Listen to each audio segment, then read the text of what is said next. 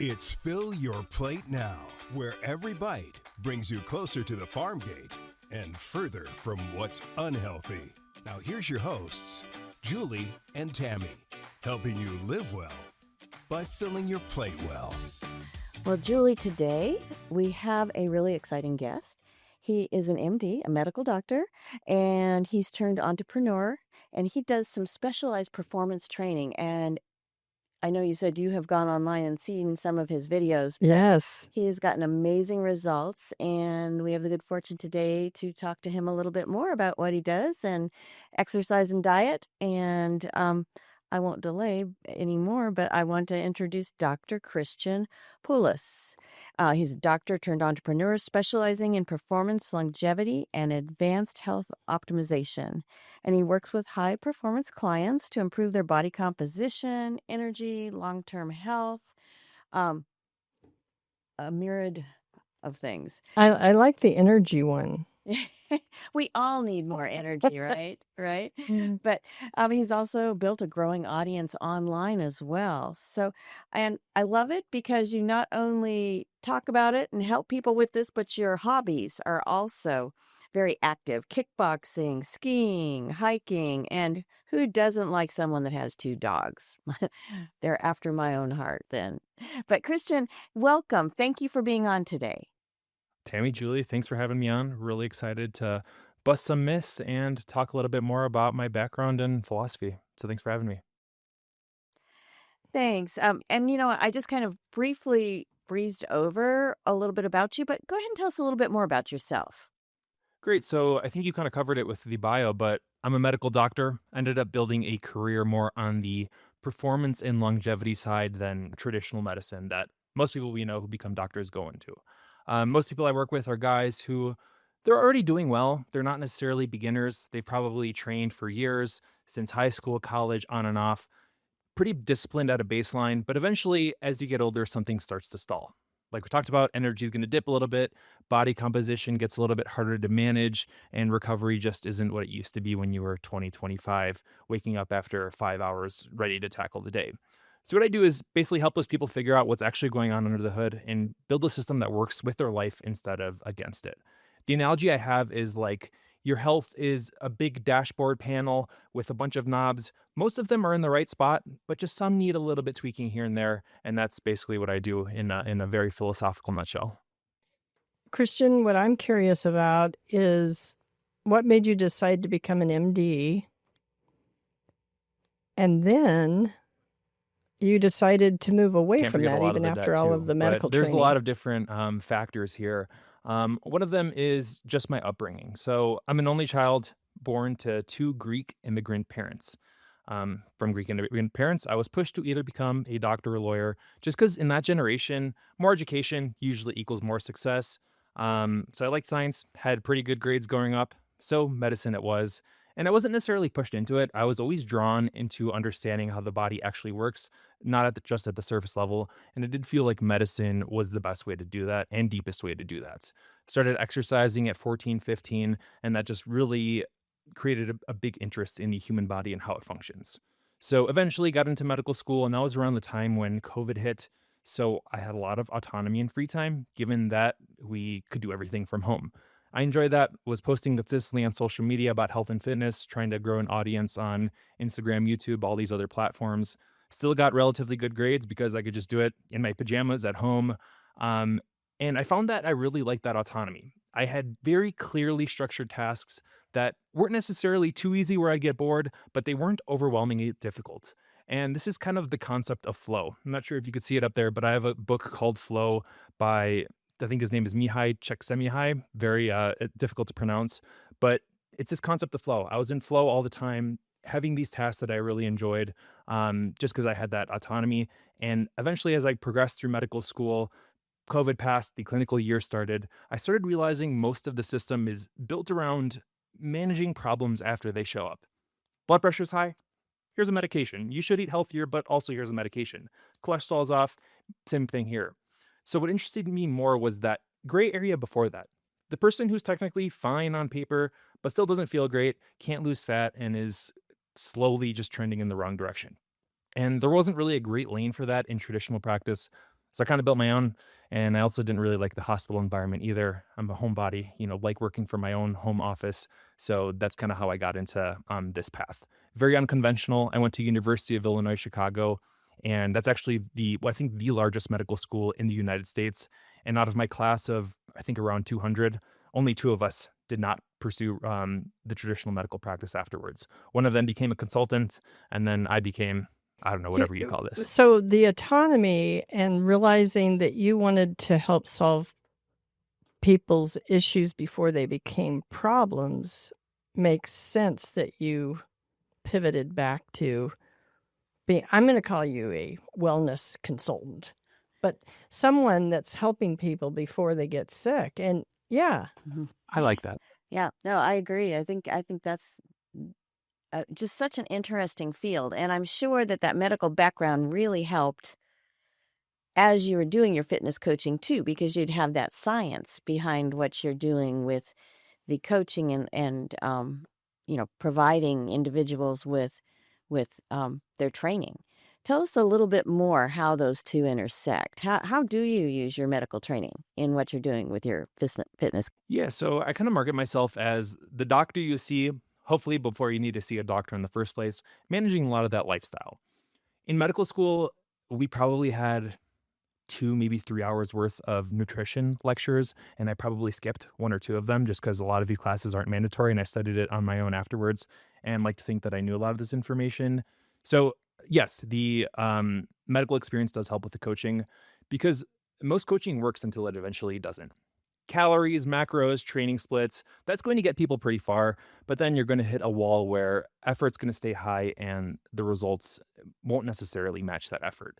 And that's where usually some of the deeper things, getting to the medical side, where like hormones, sleep quality, sleep consistency, stress load, inflammation, supplementation, they start to matter a little bit more. These aren't the things that you go to right away when you're trying to get someone healthy, but for the person that's been doing things for a long time, they often are that lever that a lot of people are overlooking. And even like the psychology and the neuroscience around behavior and decision making, that's another area that we don't really think about in traditional fitness. It's like, here's some macros, go to the gym 3 times a week, do these exercises, but there's like a deeper layer. So having that background just lets me zoom out and see the full picture instead of just pushing a lot harder on the same things. I love that whole body approach, and I think that's so important. And it's a really good segue into what I'm about to ask you. You emphasize that all of us need to be in the best shape that we can be in our present state, whether we're young or old or tall or short. So why is that? What is that philosophy? Honestly, just being in the best shape you can be just makes everything else in life easier. People like to separate physical health from performance, happiness, performance at work or life, but it's all kind of the same system. If you're sleeping poorly, carrying a little bit too much extra fat from the holidays that just passed, you're under recovered. Your patience is going to be worse. Your focus is going to be worse. Your decision making is going to be worse too. And this is getting into my like very philosophical motivational talk that I like to have with clients sometimes. But you are the common denominator of everything going on in your life. You are the base, the foundation of everything. Your work responsibilities, the family that counts on you, your hobbies.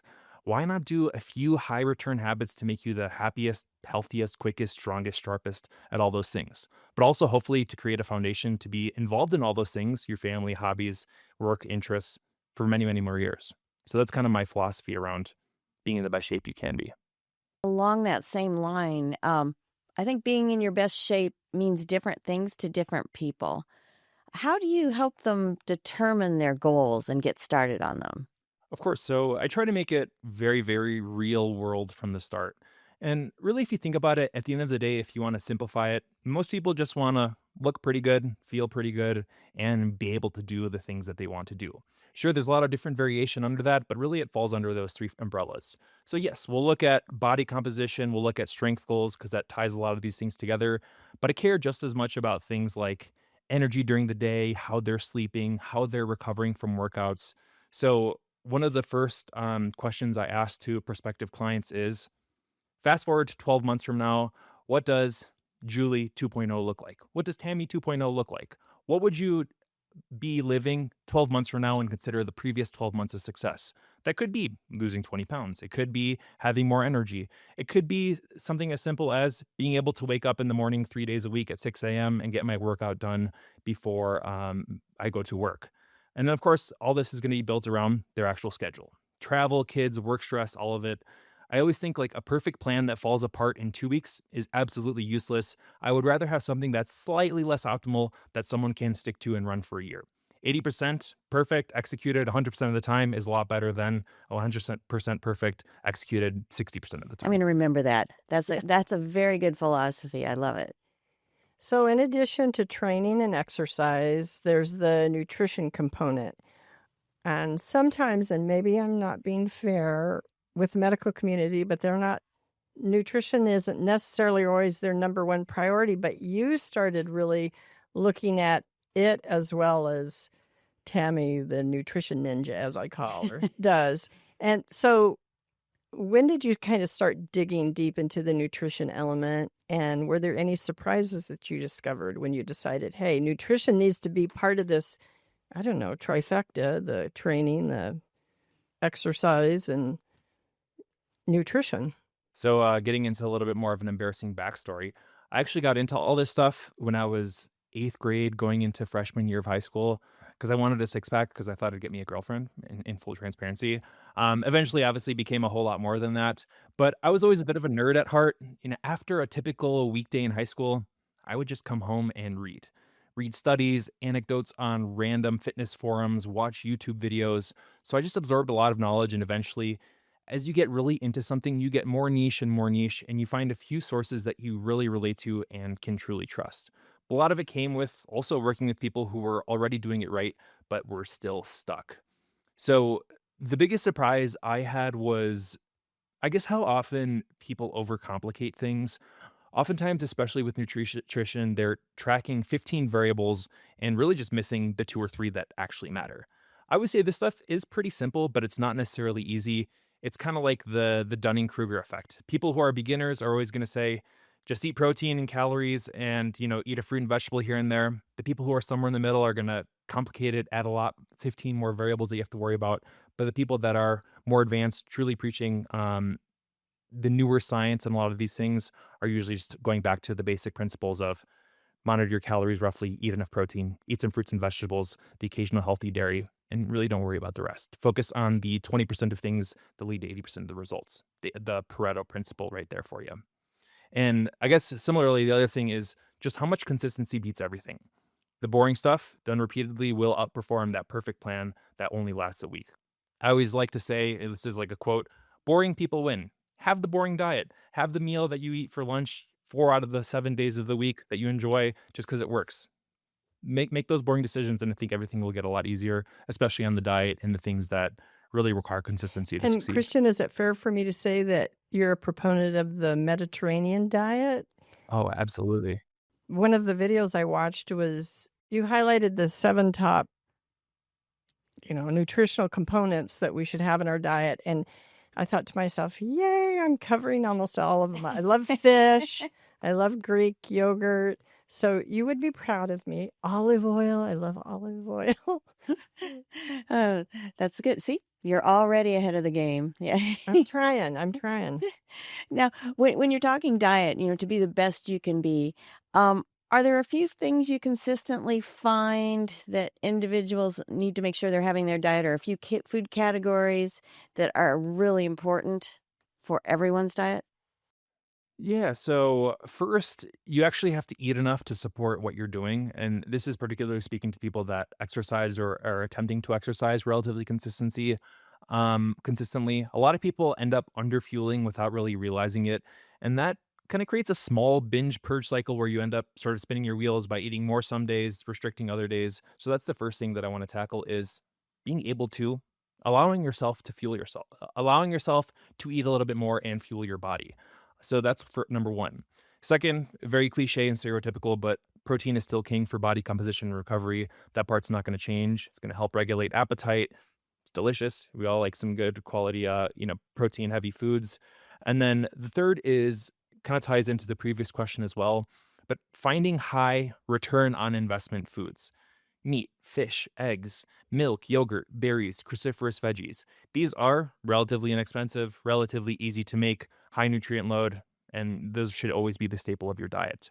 But the thing I emphasize most is just structure and your environment. Same meals, similar timing, low decision making. The same 3 to 7 meals that you like can make relatively easily and hit your nutrient requirements.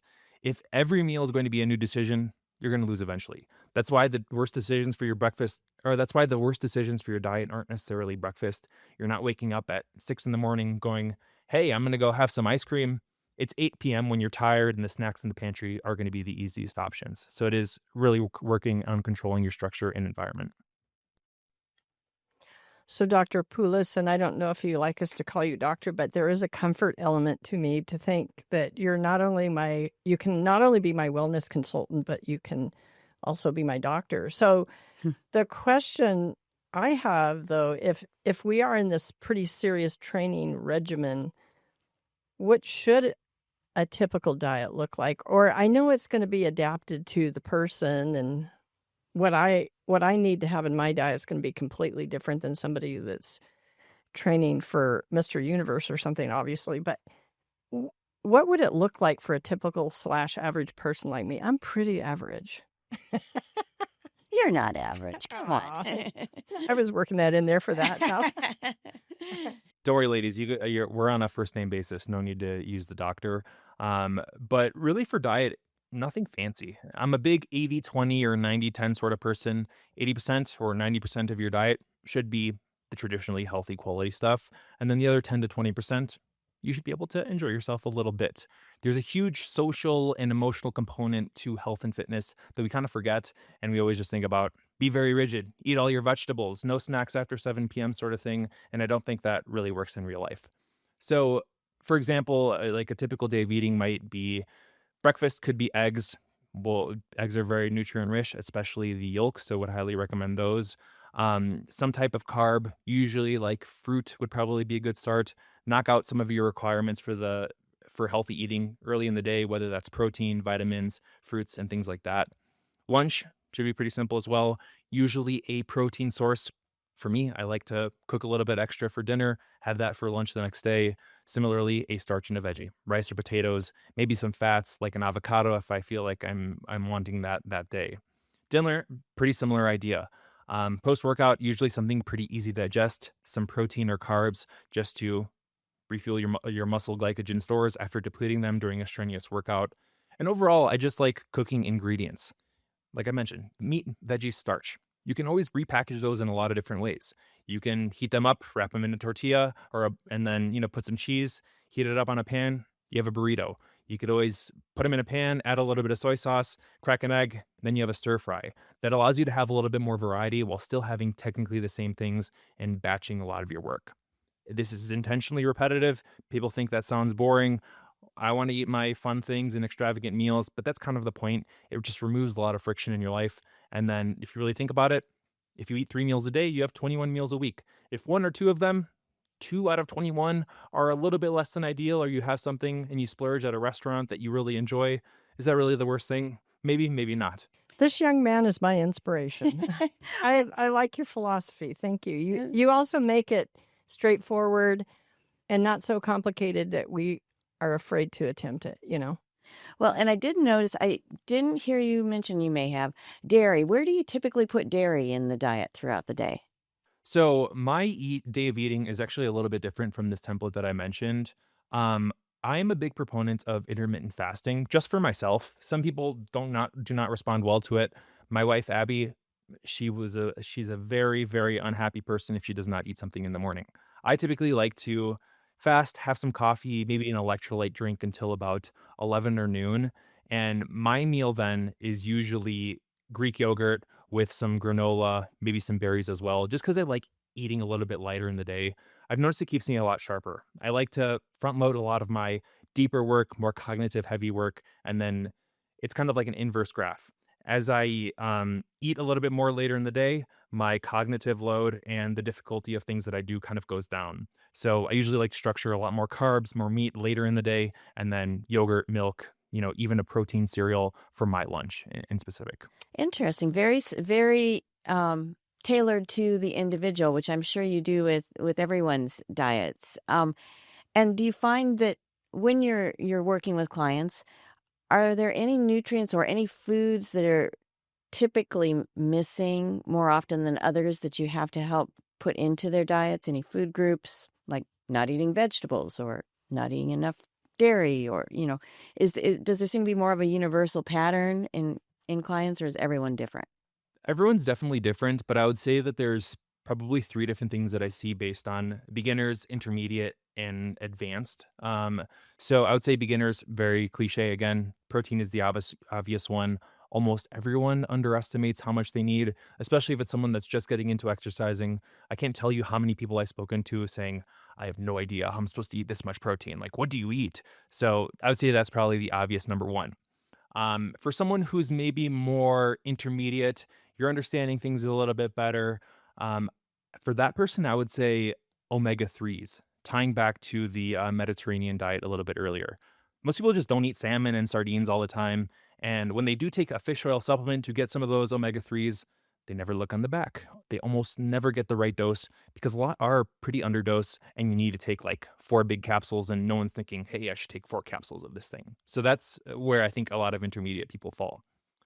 People on the more advanced side, I would say electrolytes are a big one because that's where you're playing around a little bit more with intermittent fasting, like I do. Um, Especially people who train hard or sweat a lot, just need a little bit more electrolytes. You feel a little bit off and don't realize it's as simple as having a little bit of potassium, sodium, whether you have an electrolyte powder or even just put a small sprinkle in your water. Not enough for it to taste like the ocean, but enough for there to be a little bit in there.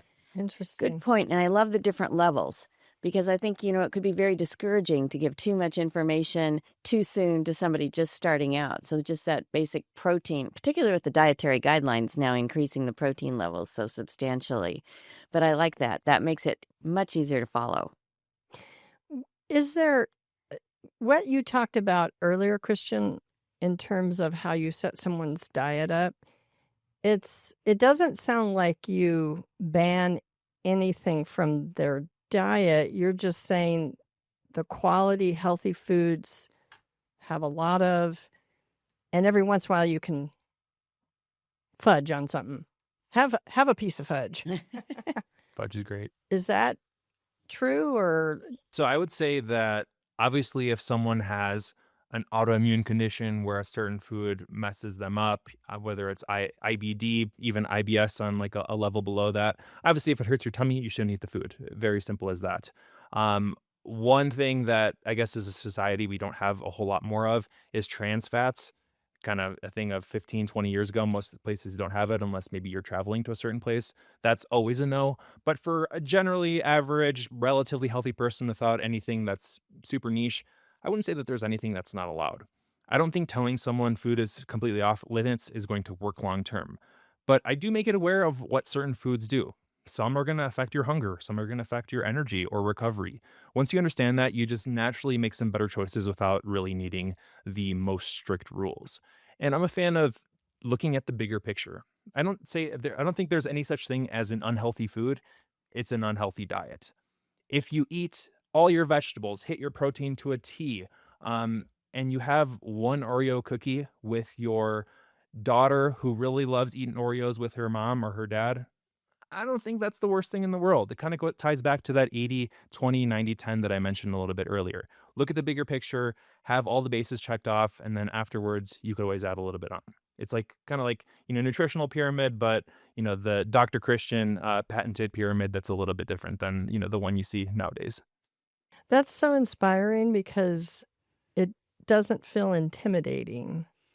Exactly. It seems like a something that you really could follow, which Right. is what you want to do because you come out ahead. Even I think, as Christian said early on, if you're just doing 80%, but you can do it 100% of the time, you're much better off. And I know there's probably all different levels of clients, as you've alluded to, but give us some examples of more challenging clients and with their diet and exercise routine, and what kind of things you could do to overcome those challenges. Yeah, so I think a lot of it is really just meeting people where they're at. Briefly mentioned this earlier, autoimmune conditions. There's obviously a lot of different people with quite varying autoimmune conditions, peripheral nerve neuropathies, where they get tingling in their fingers and their toes for no apparent reason. Sometimes the most random food sets it off, so you have to be very conscious of those diets. There are some people. I've worked with someone in the past who has Charcot-Marie tooth disease, which is basically another disease that attacks your peripheral nerves. So you tend to have a lot of weakness in your extremities. These people they can walk, but they're usually still in a wheelchair, so they're ambulatory, but in a wheelchair. Obviously, they're not gonna be someone that's gonna load 300 pounds on a squat and then be able to do that. So you really just have to meet them where they're at and frame it as different levels. Even standing up for that person, standing up for a few minutes longer than normal is progress. Finding those increments, I think, is really helpful. And for most people, it's usually not that they don't know what to do. It's just that their system really isn't stable.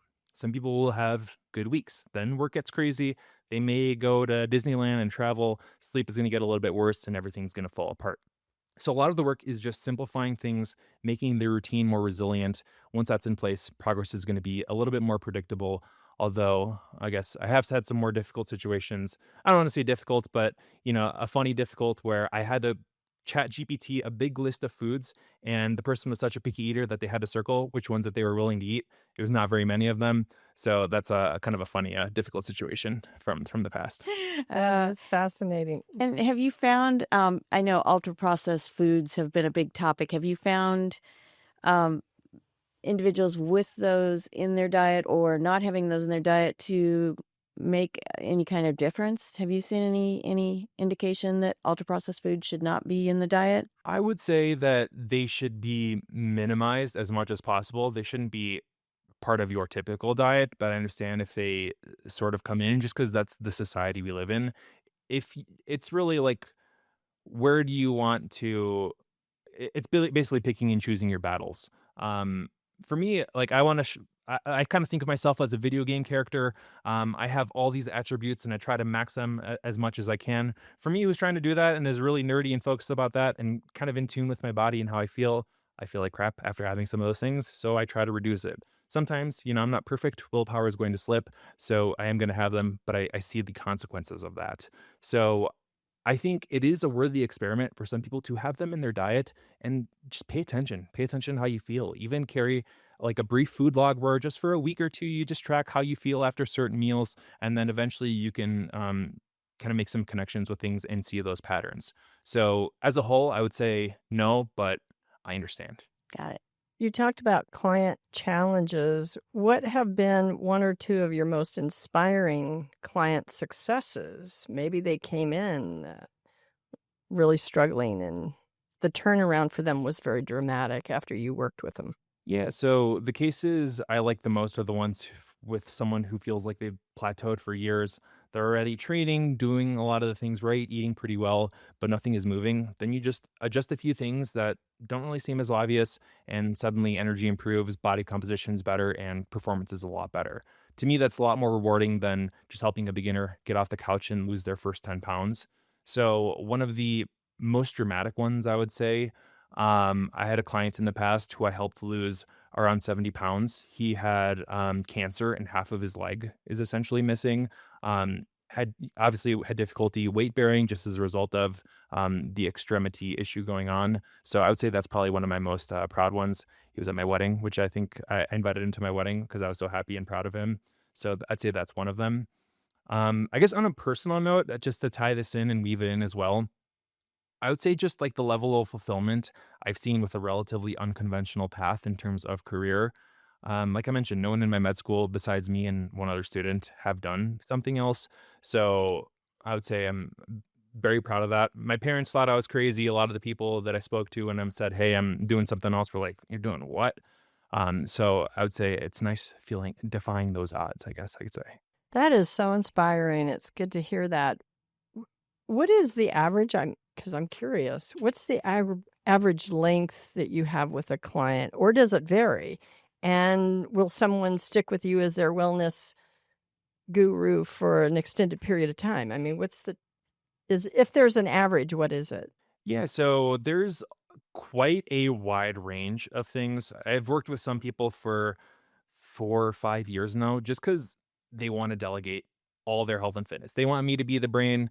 I can't chew their food for them. I can't grocery shop. I can't lift the weights for them, but I'm doing everything else just so they can execute and follow. Some people like that will really stick for a long time. Obviously, some people might need to lose 60 pounds, in which you cannot do that in 3 months, or rather, you shouldn't do that in 3 months. So that might be a little bit longer. On the flip side, some people just want to maximally absorb as much information as they can, 3 months in and out, prepare for a vacation, prepare for a competition, whatever it might be. I would say most people fall in that 6 to 12 month range, just because that takes you through a pretty wide transformation in which you can lose quite a bit of fat, build muscle, whatever the goal might be, improve your cardio or performance in a certain activity. But also it takes you through different seasons, usually a warm season and a cold season, in which there's probably going to be holidays, there's probably going to be a vacation or a birthday or something like that. So I think it's a useful learning experience to be able to um, go through those as well. Excellent. Yeah, that's great to be able to give them that experience of working with you and working through some of those more difficult times like the holiday season. And you were talking about a wide range of clients, and we have a wide range of listeners. If you were to give them 3 basic tips to get them started on this wellness path, what would they be? Let's start with, I would say, stop changing your diet every single week.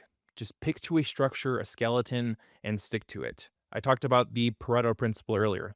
20% of the things lead to 80% of the results. 20% of the changes, the habits, are going to lead to 80% of the results. Usually, I guess this kind of ties into number 2. What gets measured gets managed. You don't need to track 100 different variables, but you do need to track the 5 or 6 or 7 that do. Usually that's going to be your protein, your step count, your sleep quality, and maybe rate your diet or how you perceive your diet was on a scale of 1 to 10 for that day. Even just understanding those things, trying to make incremental improvements every single week, sticking to a rough routine and structure, that's going to help you step in the right direction. Number 3, I would say fix your sleep. I hear I need to fix my sleep schedule all the time, every single day. Just set an alarm at the same time every single day and make it so annoyingly loud and the worst fathomable sound, and put the alarm across the room. That sleep consistency is going to be key. There's like a lot more anecdotes and research lately that suggests that going to sleep and waking up roughly at the same time is a little bit more important than the duration of sleep, because if you push your sleep schedule an hour back and forth, you're basically functioning on micro jet lag all the time. So really just try to be rhythmic, routine. Boring people win. I mentioned earlier, being boring with your sleep is also another way to win as well. If those things handled, most other things just tend to get a little bit easier. Oh, that is fascinating. I hadn't heard that about the sleep time. That's really interesting. And if our listeners want to get more information, where would they find you? All over all social medias, at Christian Poulos, Poulos on the last name. On Instagram is probably where I'm most active. TikTok as well. You can find me at Christian Poulos on YouTube as well, and then christianpoulos.com. I try to keep it pretty consistent across all things. Boring, right? No, just kidding. Yeah, boring. Exactly. Exactly. No, no, that's fantastic. Thank you so much. We really have enjoyed having you with us today. Great information. And I have a feeling you're going to get quite the follow-up from our listeners, because that was really fascinating and manageable to implement, which I think is really the key. Great. Tammy, Julie, looking forward to doing this again. And thank you for your time. I'm really excited to hear how the listeners absorb this all. Thanks so much.